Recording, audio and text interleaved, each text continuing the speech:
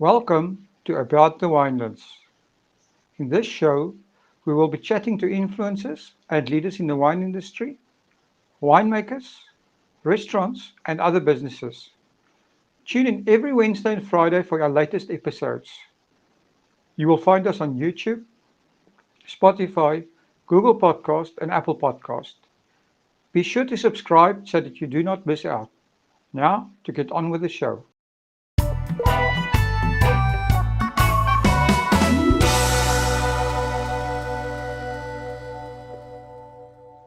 Today we are chatting to ZELDA COETZEE. ZELDA has an in-depth understanding of the international business tourism landscape and has extensive experience in the production of international conferences and events within South Africa and abroad. Good morning, ZELDA. Good morning. Well, welcome to About Winelands.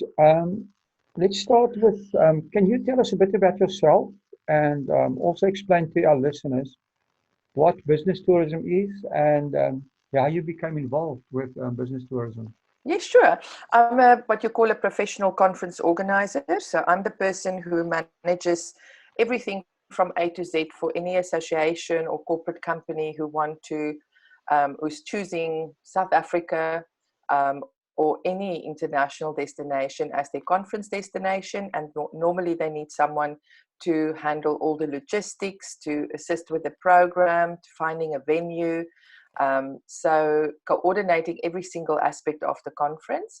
I've been working in this industry for the last 15 years as an organizer. And yeah, the Winelands is one of my favorite venues to use. And I think for business tourism, to come back to your question of business tourism is basically exactly what it says, business tourism. So it's your conferences, so whether it's a corporate conference, whether it's a association conference, the World Urology Conference, for instance, it's the association conferences are more academic gatherings. Then you have events, which could be social or business. So a social event would be a wedding, a birthday celebration, something that a family gathers. And then a business event is more an event organized by a corporate company or an association. Maybe it's a social event, a dinner, a concert. Then exhibitions. It's a big growth point for the South African business tourism market. So again, you've got two types of exhibitions. You have a consumer exhibition, which is something like Decorex, something that attracts people who shares an interest. Something like the baby show is a consumer exhibition. And then you have trade exhibition. Now, trade exhibition is when trade speaks to trade. Public are normally not allowed in those kind of exhibition environments. One example of a conference like that would be the Mining Indaba that comes to Cape Town every year. And then there's incentive travel. So incentive travel, that's a part of business tourism that's also showing year-on-year growth. That's when a company reward their salespeople, for instance, or their executive management with a holiday. But it's not just a holiday. They combine it, in most instances, they combine it with some kind of a meeting component, and then they explore the destination, and they've got special treats that's been prepared for them, and they like to visit unusual events, and they like to do what nobody has ever done before. So a growing market for Cape Town. Oh, that's amazing. So as a professional conference organizer, it sounds like you are almost like a project manager, managing the whole conference overall. Mm-hmm. Oh, that's Yeah. interesting. So we sometimes we have a lead time. It could be up to 5 years ahead of the conference. So we start off where Cape Town or Stellenbosch would put in a bid to host the conference here. Then after the bid, then the real planning starts. So But some conferences might only require a 6-month planning period. But on the events and the conferences that I work on, those are most of the time bigger events, which means more volume, more people, more feet, and they require a longer planning period. So I've been working on events from 5 years ahead to 6 months ahead. But we literally look at everything. We manage the budget and the finances and the expenditure of the conference. We organize the transport. We find the venue for the client. We liaise the contracting with the venue. We find accommodation for the delegates. We book those accommodations. We then also, a big part of every event is the social event component. So social event is something like a welcome reception or a gala dinner. The welcome reception are normally hosted on the first evening or the evening prior to the start of the conference. And then there's the gala dinner, which is normally in between any of the nights, and that associations and companies normally use that to get everybody together.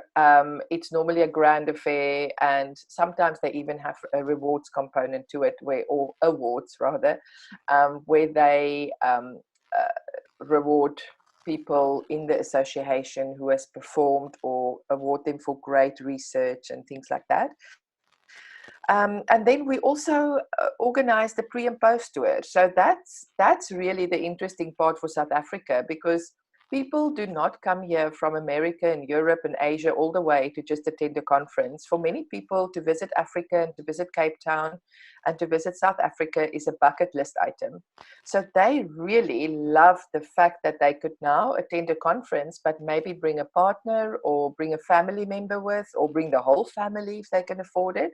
And then they plan pre and post tours. So we often find the delegates would attend a conference in Cape Town or Stellenbosch, and then they would combine that with a safari up in the north of the country. So for South Africa, the whole, they call it bleisure. So leisure, but with a B in front of it, bleisure, business mixed with leisure.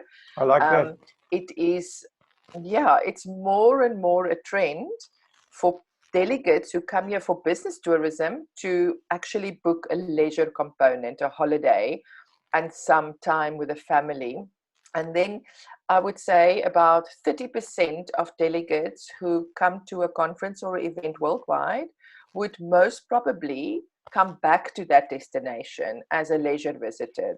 So Wow. a delegate might have never have been to Africa or to Cape Town, and he comes here, he sees, oh my hat, it's really beautiful. I need to bring my family back. And that is when they book, enjoy the beautiful destination, enjoy the winelands. And I think that's the real opportunity for South Africa, to see how much we could sell our destination to welcome back our visitors. And normally they just come here for a conference that lasts about a week. So there's not enough time, you know, that there's so much to see and do in Cape Town and the winelands and South Africa, that you cannot just be here for a week. So that's why most delegates want to come back and make a holiday trip back. Well, that's amazing. So for our winelands businesses, it's important for them to actually know which events are happening in Cape Town, and also, how they can benefit from Yes. that. I think that's a very important point to make. With sourcing business in the conference, in the trade or business tourism trade, you need to know who you are targeting. You need to know who is the person, who's the decision maker, in who's choosing which wine farm they will be visiting, who's choosing the venues, and then make sure you are then connected with the right person. I have a very good example of a local wine farm who contacted me recently to get involved with a very big conference, and they contacted me by email and say, this is what we want to propose. So I could clearly see from their email that they've done their research. They've had a look at our program. They've had a look at our social events. They knew exactly where wines or a visit to their wine farm will be a complementary event element. And that really impressed me. And it was the first wine farm that I came across in my 15 years that did such a beautiful job of targeting a conference in such a beautiful way. They had a package developed for delegates who want to quickly slip away from the CTICC after a session. They offered to stay open a bit longer, to give us some exclusivity slots during wine tasting. They offered to give us a discounted price on the wines.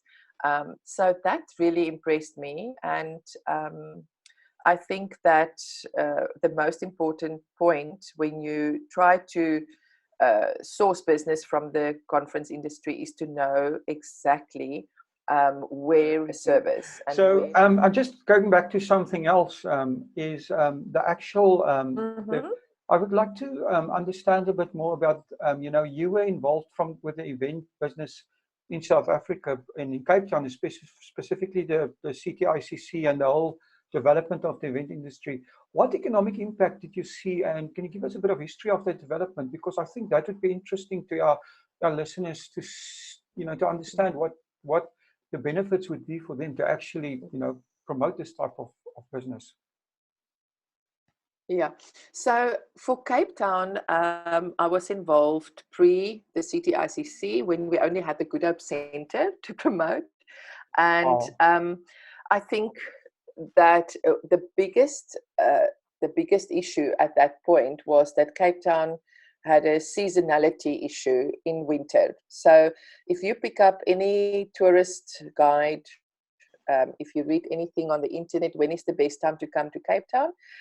People will most probably refer to the Cape of Storms, and they say, keep away from June to August and September.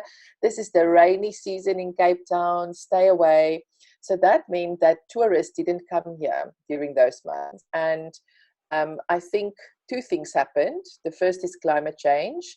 So suddenly Cape Town is not experiencing these days of rain in the winter. We have beautiful winter days and also very moderate winters compared to winters in Europe and America. So that happened. And secondly, and for the CTICC, that attracted also and hosted also in June, July and August, it means that suddenly we could eliminate this seasonality issue.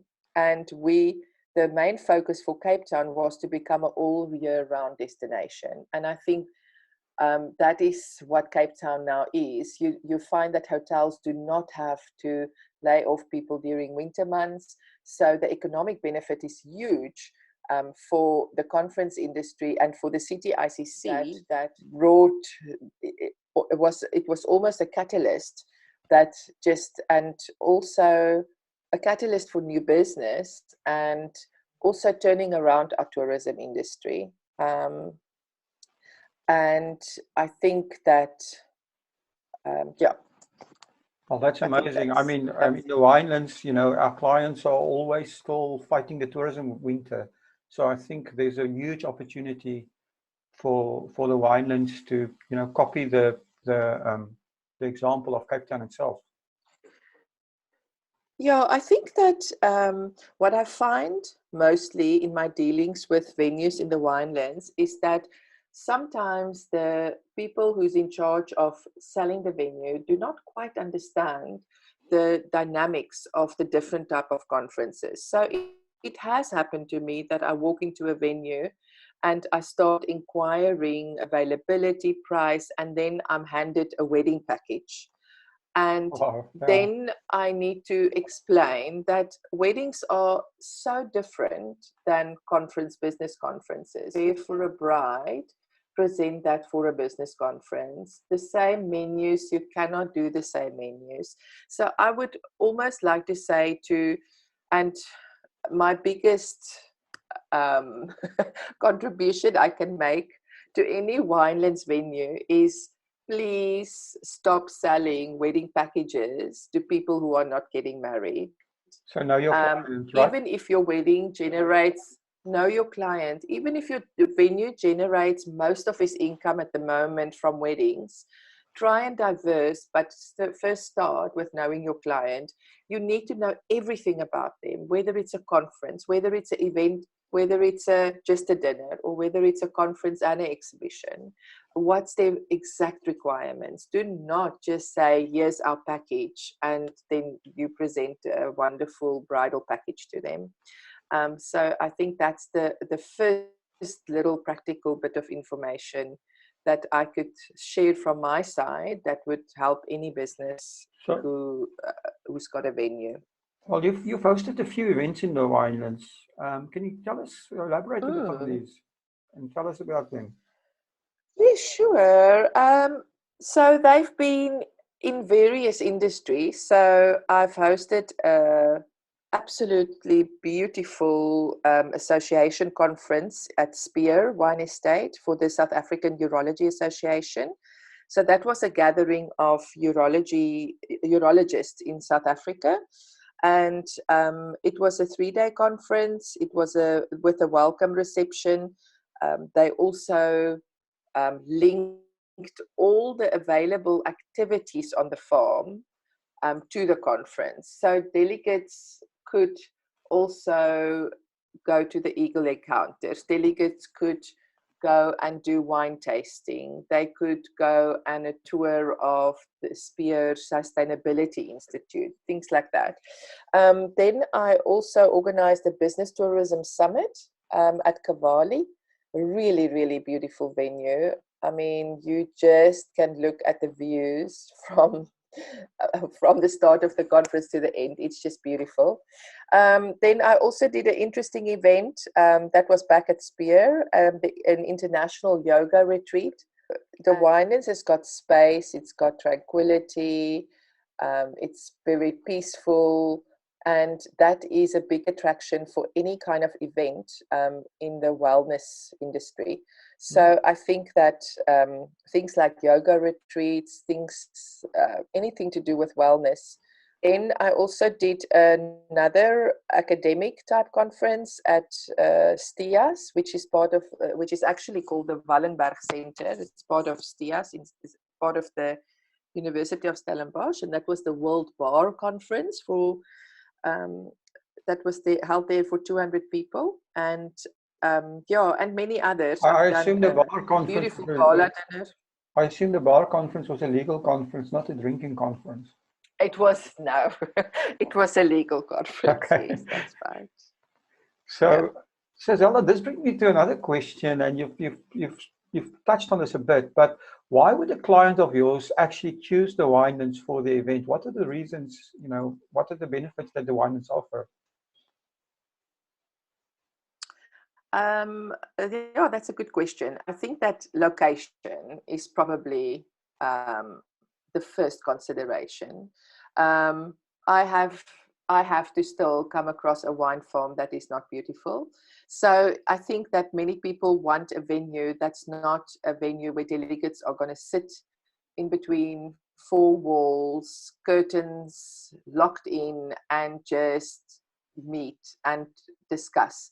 I think the whole idea of bringing your conference to the Winelands is to almost blend your outside environment with your inside environment, and where delegates can still be inspired while they are learning or while they are meeting. So for me, I like venues that has got windows, that's got natural light. Um, it must be able to close curtains or blackout windows if you need it. But for me, a farm and a wine estate is such a beautiful opportunity to just have an inspiring conference where people almost forget why they are there, but yet they are still learning, but in a very inspirational way. I think, and something that I think this is going to become a trend going forward is that a wine farm venue is most probably not going to be a crowded venue. So it's not a big convention center. It's a small, intimate affair, and it's not going to be, I think people are going to, in the future, people might steer away from crowded venues and would want more space when they host their conferences. And then I think for a town like Stellenbosch, of course, their biggest asset is the fact that there's a university, which gives the town a whole lot of intellectual capacity. So that's why many of my clients do consider Stellenbosch as a conference venue or destination because of the intellectual capacity that's already exists in the town. And then I think that places like Paarl and Constantia and Stellenbosch is so close to Cape Town. So if there's a conference in Cape Town, a satellite conference of a big conference can maybe be hosted in one of the winelands. And then I think there's a big trend worldwide to have conferences that we call it living conferences, where delegates will their conference in a venue in the middle of the winelands towns or villages, and then they will stay over in surrounding B&Bs, Airbnbs and guest houses. So, and then walk or cycle to the conference venue. Wow, that's very and that's interesting. becoming more and more popular. That's interesting, like a lifestyle conference almost. Just a quick interruption, but I do need to remind you that we are currently in a very difficult time. The South African government has set up a fund where businesses and individuals can donate to support our country through this crisis. Go to the website now and add your small donation. www.solidarityfund.co.za. Please join us all in the fight against COVID-19. That is at www.solidarityfund.co.za. Now, let's get on with the show. In terms of accommodation in the winelands, do we have enough accommodation to and what type of could we facilitate a large conference? What is your capability? Yeah, I think that there's more than enough accommodation facilities, whether it's guest houses, B&B, hotels.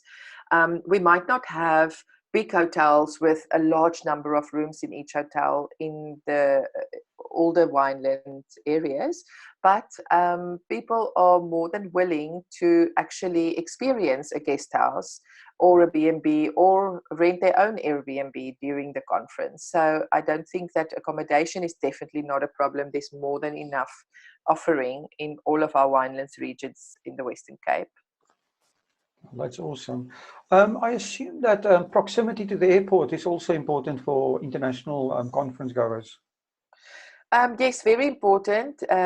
Conferences normally want to be hosted in cities that has got airports that's close to the conference venue within, I would say, 20 to 40 minutes. Okay. And also with direct flights, with a lot of direct flights. Cape Town and West Grove is working very hard to attract as many direct flights from international cities to Cape Town as possible.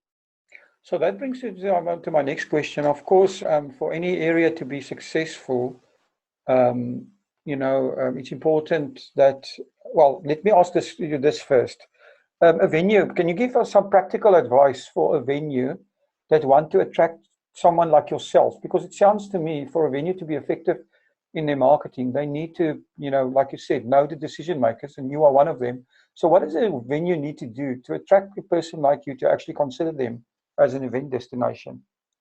So I think that that what makes the difference between someone who's going to book your venue for a conference and for a wedding is that beautiful pictures might sell it for a bride. For me, selling it to me means that I need to have proper tools available on your website. So I need floor plans of all your venues. I need to have capacity charts to tell me exactly how many people can I fit into each of your venues.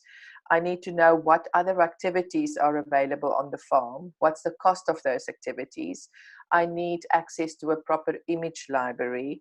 I need to have clear directions on your terms and conditions for venue hiring, for cancellations. And also, I think that now with the COVID-19, people will more and more look and relook their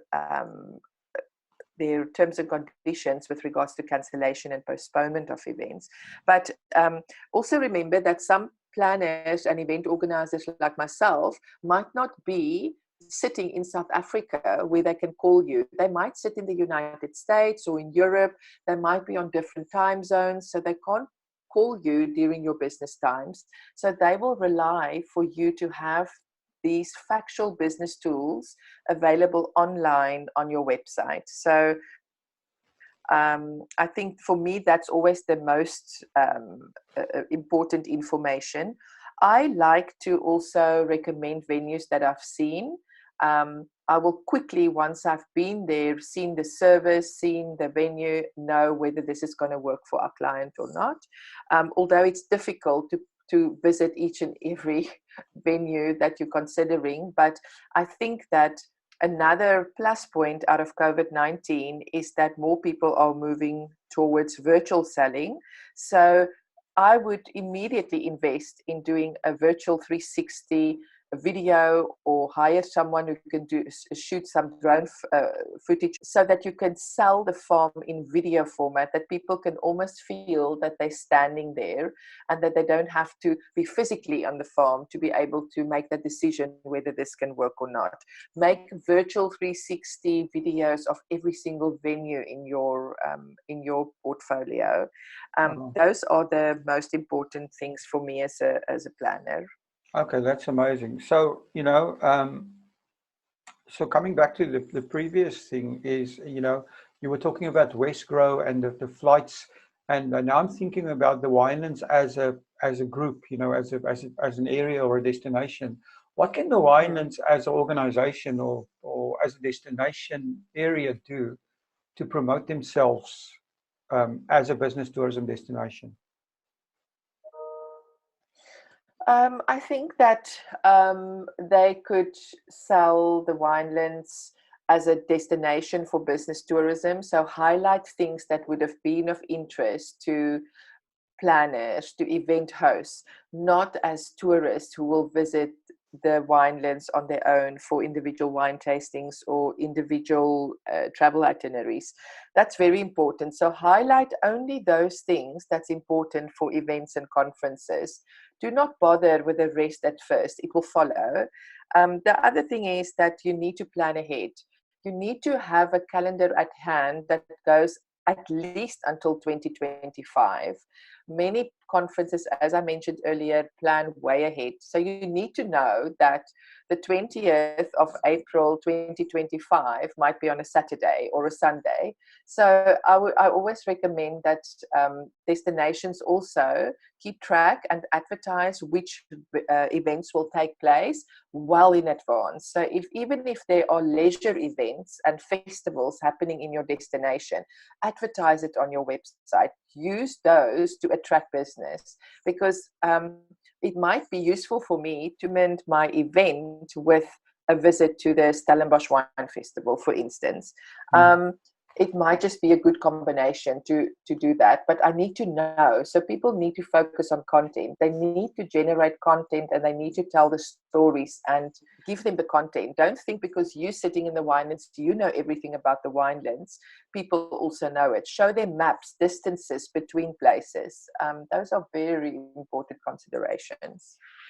Well, this is very interesting. I mean, it seems to me like the biggest gap is actually a gap of knowledge, that people want to do this, Correct. but they don't know how to do it.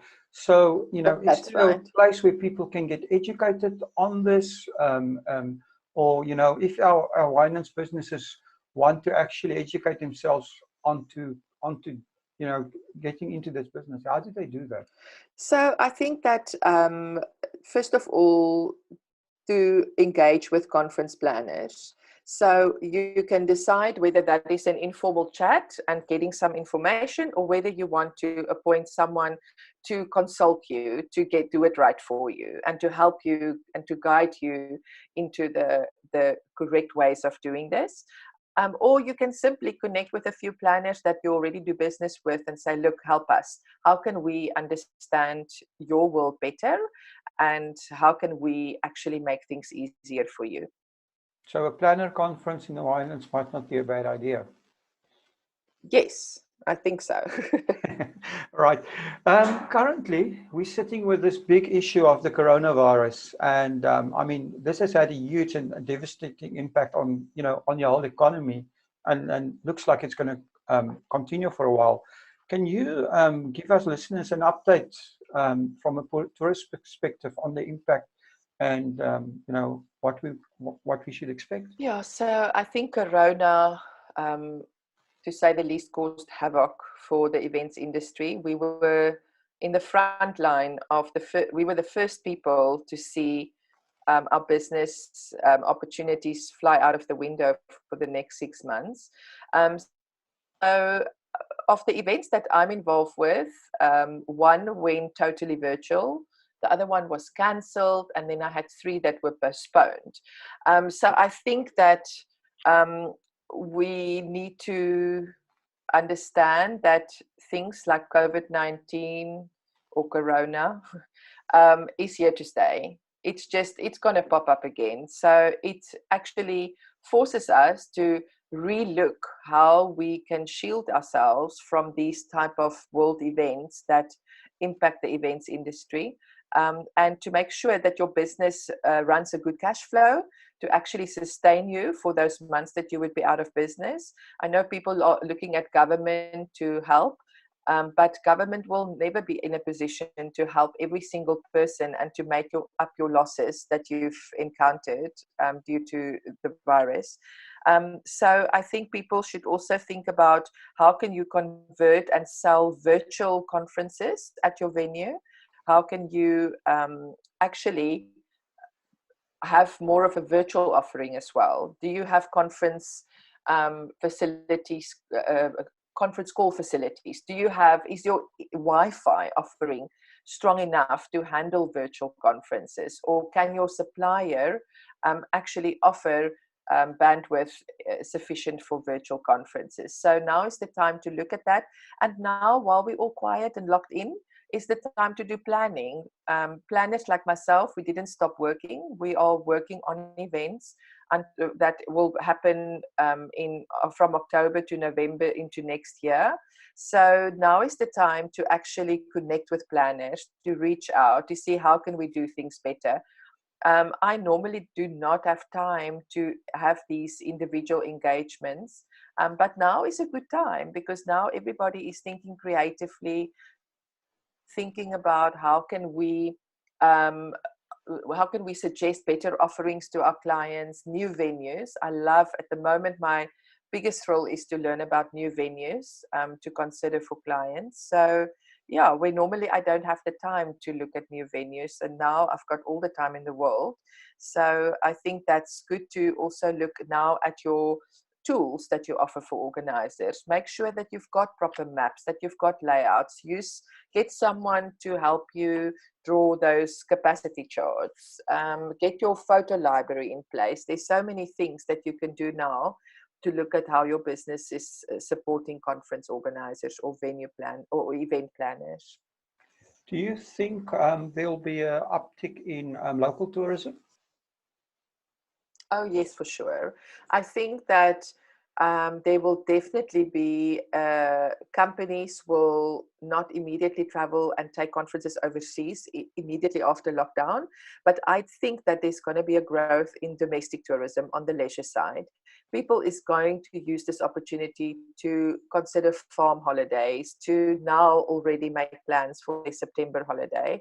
I think that people will find it difficult to find availability at their favorite venues because of all the postponements. Everybody is now scrambling for finding the best dates at the convention center between September and the first half of next year. So I think that there's definitely domestic tourism and people traveling. You will definitely see a growth in that. Amazing. So, your 3 favorite business tourism venues in the Winelands? Putting you on the spot here. Sure. it's very hard to actually only share 3. Well, share more. I can share 300, but Okay. I think I've got certain favorite venues for very specific type of conferences. So my ultimate venue is Spear, not just because of the actual offering of the farm, but the way they service conferences and how their team actually work um, uh, hand in hand with planners and are so accommodating and flexible. And then their venues are really, really top class, international standard, and also they've got a big accommodation pool for delegates. I also like farms like Boschendal for events, and also Babylon's Toeren. I think they are all so beautiful that just based on their location and what they offer, they kind of top on my list. I also like a venue like Cavalli, just because it doesn't only give you wine, it also gives you the art, the horses, and it's really for your upmarket events. I think that's always a good choice. Then places like Route 44, which is primarily a market on Saturdays and Sundays and standing empty for the rest of the week. I've used it once for a social event that was on a Wednesday evening, and it worked perfectly, and it could host up to 1,000 or 2,000 delegates at one point. And yeah, they're standing empty in the week, so there's a wonderful opportunity. I also like places like the Endler Hall, which is part of the university.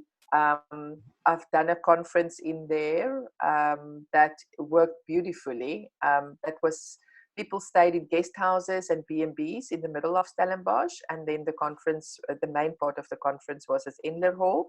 And then I also like Stias, which is right in the middle of Stellenbosch, and actually an academic and research center, but a wonderful conference facility.